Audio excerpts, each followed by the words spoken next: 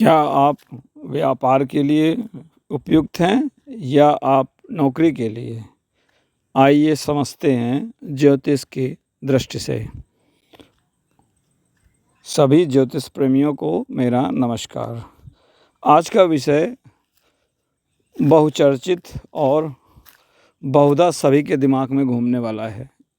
आज बेरोज़गारी और व्यापार के बीच में राजनीतिक संघर्ष भी चल रहा है। ऐसे में क्या हम ये समझ सकते हैं कि हमें किस क्षेत्र में अपनी जोर आजमाइश करनी चाहिए, जिससे कि हम अपना भविष्य, अपनी धन संपदा और अपना सुख सुकून आसानी से या कह सकते हैं कम मेहनत में पा सकें। ज्योतिषीय गणना में विभिन्न प्रकार की कुंडलियाँ बनाई जाती हैं, जिसमें मुख्य कुंडली लग्न कुंडली कहलाती है। इसके अंतर्गत जीवन के सभी आयाम परिलक्षित होते हैं। क्योंकि हमारे जीवन के बहुत सारे आयाम हैं, तो उनको डिकोड करने के लिए हमें फिर सूक्ष्म कुंडलियों पर निर्भर होना पड़ता है। सूक्ष्म कुंडलियों की अगर हम बात करें तो सबसे महत्वपूर्ण सूक्ष्म कुंडली नवमांस कुंडली है, जिसे हम भाग्य कुंडली भी कह सकते हैं। इसके अलावा अगर हम यहाँ जिस विषय पर बात कर रहे हैं, व्यापार, नौकरी, तो उस लिए हमें देखना पड़ता है दशमांश कुंडली। क्योंकि दशमांश कुंडली हमारे दशम भाव, जो कि हमारे सकल कर्मों का भाव है, उसका सूक्ष्म निरूपण है। जितने भी तरह के कर्मों में आप लिप्त रहेंगे, उन कर्मों का दर्पण आपका लग्न कुंडली का दसवां भाव, और दशमांश कुंडली उस दशम भाव के उस भाग को निरूपित करती है जिसमें आप स्वयं संलग्न होकर कार्य करेंगे। जीविकोपार्जन के लिए किया गया कार्य सबसे महत्वपूर्ण कार्य है। दशम भाव से आयु की भी गणना होती है, क्योंकि जब तक आपकी आयु है तब तक आपके कर्म हैं, और जब तक आपके कर्म हैं तभी तक आप जीवित हैं। तो अब समझते हैं इस दशमांश कुंडली का रहस्य। लग्न कुंडली के दशम भाव से हम कर्म देखते हैं। छठे भाव से हम नौकरी, व्यवसाय, वो व्यवसाय जहाँ पर आप एक नौकर की तरह काम करते हैं या अपनी सेवाएं देते हैं, उसके व्यक्ति जब आप स्वतंत्र रूप से आत्मनिर्भर होके एज ए बॉस अपना खुद काम करते हैं, तो उसके लिए हम सातवां भाव देखते हैं। तो नौकरी और व्यवसाय के बीच में अंतर करने के लिए, या कह सकते हैं कि आपकी क्षमता को परखने के लिए, लग्न कुंडली का छठा भाव और सातवें भाव के बीच आकलन किया जाता है। इसके अलावा दशमांश कुंडली में भी इन्हीं भावों को हम परखते हैं।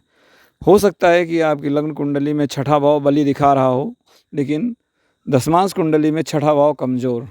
तो ऐसे मामले में ये कह सकते हैं कि जातक सेवा तो करेगा, लेकिन वो व्यवसाय या अपने निजी आय के लिए ना, बल्कि सामाजिक कार्यों के लिए या अपनी जिम्मेदारियों के चलते वो एक सेवा भाव के साथ अपना जीवन यापन करेगा।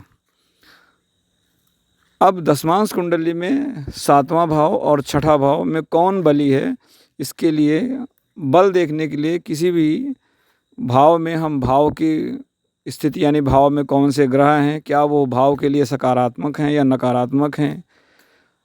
इसके अलावा भाव का जो स्वामी है वो जहाँ पर गया है उसकी स्थिति क्या है, क्या शत्रु के साथ है, मित्र के साथ है, किन नक्षत्रों में है, क्योंकि नक्षत्रों से भी हमारे कार्य, हमारे सोच का बहुत बड़ा अंतर आ जाता है। तो पहले हम देखेंगे भाव में कौन सा ग्रह है, क्या वो उसके लिए लाभदायक है। फिर हम देखते हैं भावेश जहाँ गया है, क्या वो अच्छी स्थिति में है, पीड़ित तो नहीं है, दबाव में तो नहीं है। फिर उस भाव पर जो दूसरे ग्रह नज़र डाल रहे हैं, क्या वो उस भाव के क्रियाकलाप को सहयोग देते हैं या उसके विरुद्ध जाते हैं। इसके बाद बारी आती है कि क्या आपका खुद का व्यक्तित्व उस व्यवसाय अथवा नौकरी के लिए सहयोगी है कि नहीं। कभी कभी आप देखेंगे कि बहुत से लोग नौकरी बहुत अच्छी पाते हैं, ऊंचे पद पर होते हैं, लेकिन जब तक वो रहते हैं उन्हें नौकरी में एक प्रकार का सफोकेशन महसूस होता है। वहाँ पर वो चिड़चिड़े रहते हैं, उन्हें लगता है कि हम किसी बंधन में हैं, किसी जेल में हैं।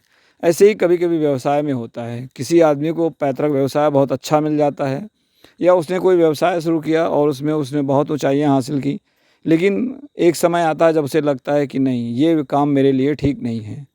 तो ये जो असंतोष होता है, इसको हम लग्न भाव लग्नेश की स्थिति और दशाओं से समझते हैं। तो यहाँ पर पुनः मैं एक बार दोहरा देता हूँ, 10वां भाव, 7वां भाव, 6ठा भाव, यह 3 मिलके आपके रुझान को बताते हैं। इसके अलावा रुझान में आपको लग गया कि ठीक है मुझे नौकरी करनी चाहिए, लेकिन पता लगा कि आपके आय का भाव, यानी आप पैसा कहाँ से कमाएंगे, अपने संसाधन कहाँ से जुटाएंगे, उसका भाव है एकादश भाव या 11वां भाव। वहाँ पर जो योग बन रहे हैं वो दिखा रहे हैं कि आपका नौकरी का जो भाव है वो सहयोग नहीं कर रहा है। ऐसी स्थिति में क्या होता है कि आप नौकरी करेंगे, लेकिन कुछ ना कुछ ऐसी अड़चनें आती रहेंगी कि आपका ट्रांसफ़र हो जाना या कोई और ऐसी बात कि आप उसके चलते उसका आनंद नहीं उठा पाएंगे। तो 10वें, 6ठवें, 7वें के बाद हमें देखना पड़ता है कि आपकी इच्छाओं की पूर्ति के लिए कौन सा भाव सहयोगी सिद्ध हो रहा है। अब ये इच्छाएं तो हो गई, इसके साथ हर व्यक्ति का एक लक्ष्य होता है कि वो अपने भविष्य के लिए भी कुछ अर्जित रखे, अपने पास भी कुछ ऐसी संपदा रखे जो वक्त बेवक्त उसको काम आ सके।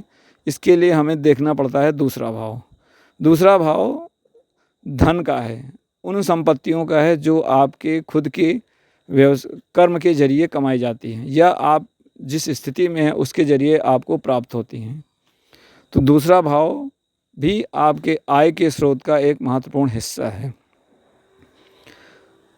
इस प्रकार ये सारे भाव दशमांश कुंडली में ज़रूर आकलन किए जाते हैं। इसके बाद ही हम निर्णय कर सकते हैं कि आप नौकरी के लिए उपयुक्त हैं या व्यवसाय के लिए। भाव, भावेश, ग्रह, दृष्टि, इन सब से हमने ये तो पता कर लिया कि हमारा कौन सा भाव मजबूत है, लेकिन ज्योतिष में एक तीसरा आयाम जो महत्वपूर्ण रोल अदा करता है वो है कारक। कारक एक प्रकार का आपके अंदर छुपी हुई प्रतिभा को निरूपित करता है। व्यवसाय करेंगे कि नहीं करेंगे वो तो भाव ने बता दिया, लेकिन क्या व्यवसाय के लिए आपके अंदर वो क्षमता है, इसको पकड़ने के लिए हमें कारकों पर ध्यान देना होता है। व्यवसाय का कारक बुध को माना जाता है। बुध एक बच्चा है, लालची है, उसके लिए और कोई चीज़ मायने नहीं रखती, जहाँ उसका फ़ायदा उसी तरफ वो चला जाता है। तो जिस व्यक्ति के अंदर यह सोच है कि उसे अपना लाभ सबसे पहले चाहिए, बाकी दुनियादारी बाद में, तो कह सकते हैं कि उसका बुध अपने आप से व्यापारिक दृष्टि से बली है। वहीं पर यदि बच्चे के अंदर हिचक है, डर है, आगे बढ़कर किसी को छीनने की ललक नहीं है, तो उसका बुध कहीं ना कहीं व्यवसाय की दृष्टि से कमज़ोर पड़ रहा है। वहीं पर यदि आप नौकरी करते हैं तो आपके अंदर एक प्रकार का दासत्व होना चाहिए। You are slave to somebody, क्योंकि आप चाहे जितनी बड़ी पोस्ट पर हों, कहीं ना कहीं आप किसी न किसी के नीचे काम करते हैं। और यदि लोकतंत्र की बात करें तो सबसे ऊपर हमारे हमारे राजनीतिक लोग बैठे हैं, जो कि किसी भी नौकरी या उसके ज़रिए नहीं आते हैं। वो एक प्रकार से एक व्यावसायिक निरूपण होता है। तो इस हिसाब से दासत्व का जो कारक है वो ज्योतिष में शनि है। शनि ग्रह आपकी कर्मठता को, कटिबद्धता को और काम के प्रति डेडिकेशन को इंडिकेट करता है। जो व्यक्ति इन गुणों के साथ नहीं है वो नौकरी में सफल नहीं हो सकता। अगर कहीं किसी न किसी कारण से वो सफल हो भी जाए तो वो परेशान ही रहेगा, क्योंकि कोई ना कोई ऐसी स्थिति ज़रूर आती है जब उसे दासत्व स्वीकारना पड़ता है, अपनी इच्छाओं के विरुद्ध जाकर कार्य करने पड़ते हैं। तो इस प्रकार से मुख्य कारक बुध व्यापार के लिए और शनि नौकरी के लिए। अब ये तो कारक हो गए क्षेत्र विशेष के, लेकिन इनके साथ हर क्षेत्र में काम करने के लिए हमें अन्य कारकों की ज़रूरत पड़ती है, जिसमें सबसे महत्वपूर्ण कारक है चंद्रमा। चंद्रमा एक प्रकार से उस क्षेत्र को निरूपित करता है जब आप किसी सामाजिक हित में जनता के साथ जुड़े हैं। तो यदि आप सरकारी नौकरी की बात करें तो आपको जनता की सेवा के लिए ही रखा जाता है। आप सीधे रूप से भले सरकार के प्रतिनिधि हैं, लेकिन आपका उत्तरदायित्व जनता के प्रति ही होता है। वहीं पर यदि आप सरकारी नौकरी की बात करें तो वो एक प्रकार की आपको पद और प्रतिष्ठा देता है। आपका पद प्रतिष्ठा कैसा रहेगा, उसका जो दर्पण है वो सूर्य। सूर्य जहाँ भी होता है वो वहाँ से अपने सामने वाले भाव को, अपने से दशम भाव को प्रदर्शित करता है, या कहें वो उसको दुनिया के सामने दिखाता है, चमकाता है। तो अब सूर्य किस भाव से जुड़ रहा है, क्या उस भाव का संबंध आपके व्यापार भाव से है या नौकरी के भाव से, इससे पता लगेगा कि आपका सितारा कहाँ चमकेगा। इसके बाद आता है अगले नंबर पर गुरु। गुरु को धन का कारक कहा गया। धन वो धन जो आपके बाद आपकी पीढ़ियाँ भुगतती हैं या भोगती हैं। आपने जो धन अर्जन किया है नाम के रूप में, संपदा के रूप में, या जो भी आप कह सकते हैं टेंजिबल और इनटेंजिबल, उसके लिए गुरुदेव का महत्व ज़रूरी है। यदि गुरु बली हैं तो आप व्यापार हो या नौकरी, दोनों जगह से आप लाभ अर्जित करेंगे। हाँ, यदि आप नौकरी की बात करें और उच्च पदस्थ, जिसे आज के ज़माने में आईएएस, पीसीएस, यूपीएससी, एसएससी या उच्च पद के नाम से समझते हैं, उन पदों के लिए गुरु का बली होना ज़रूरी है, क्योंकि गुरु को परामर्श का, राजा के वजीर का दर्जा है। तो उच्च पदाधिकारी राजनीतिक तानाशाही के या राजनीतिक गुरुओं के सीधे सीधे कह सकते हैं परामर्श या कर्ता धर्ता होते हैं। तो उनका बल बताता है, यानी गुरु का बल बताता है कि क्या आप उच्च पद पर पहुँचेंगे या नहीं। इसके बाद अगला धन का कारक, यानी धन वो धन जो आप भोगते हैं कपड़े के रूप में, मकान के रूप में, गाड़ी के रूप में, ऐशो आराम के रूप में, उसका कारक है शुक्र। आप नौकरी में हैं या व्यवसाय में हैं, हो सकता है आप पैसा बहुत कमाते हो, लेकिन जब बात उसको उपयोग करने की आती है तो आपके हाथ कुछ नहीं आता। पहले तो आप ज़िंदगी भर रगड़ के पैसा कमाते हैं, बाद में स्थिति ऐसी आती है कि रोग के कारण, आपसी झगड़े के कारण, भाई बहन या पार्टनर के चलते आपको उन सब से हाथ धोना पड़ता है, यानी होते हुए भी आपके पास कुछ नहीं है। इसका कारक है शुक्र। शुक्र की स्थिति बताती है कि जो आप जीवन में आए हैं, क्या क्या सुख साधन भोग कर पाएंगे या नहीं कर पाएंगे, और करेंगे तो किस रास्ते करेंगे। अब इनसे आगे बढ़ के अब हम बात करते हैं कि आपका ये निर्णय तो हो गया कि आप नौकरी करेंगे या व्यवसाय। तो अब हम ये देखने की कोशिश करते हैं कि नौकरी के लिए हमें किन किन एंगल्स का या किन किन आयामों का ध्यान रखना पड़ेगा। दशमांश कुंडली में जैसा कि छठा भाव कंपटीशन का होता है, नौकरी का होता है, शत्रुता का होता है, तो इस भाव से ये समझ में आता है कि आप जिस जगह हाथ मार रहे हैं वहाँ आपके सामने आपका शत्रु या आपका कंपटीटर कितना स्ट्रांग है, और वहाँ बैठे हुए ग्रह उस भाव का स्वामी ये बताता है कि आप उन कंपटीटर्स के आगे कितने दमखम के साथ टिके रहेंगे। तो यहाँ पर छठे भाव में इस टिकने की क्षमता को देता है मंगल।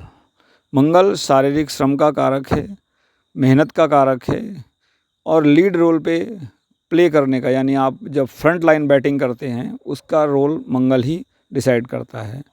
क्योंकि कंपटीशन में रीजनिंग जैसे पेपर होते हैं, तार्किक परीक्षाएं होती हैं, आपकी वाक क्षमता का निर्णय होता है, आपके प्रस्तुतिकरण या प्रेजेंटेशन स्किल को देखा जाता है।